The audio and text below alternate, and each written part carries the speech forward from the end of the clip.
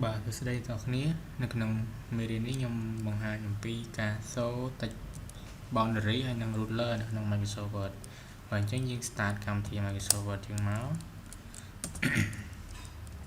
អញ្ចឹងនេះយើងអត់ឃើញមាន ruler ហើយនិង text boundary ទេ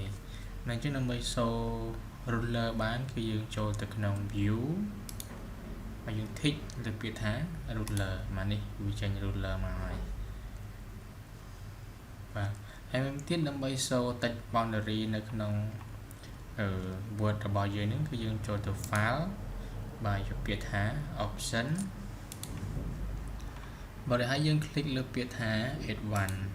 បើយើង scroll មកក្រោមមក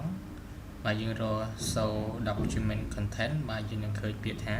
show text boundary បាទយើង click លើពាក្យ show text boundary នេះមករួចហើយយើង click លើ OK បាទនេះគឺយើង show ruler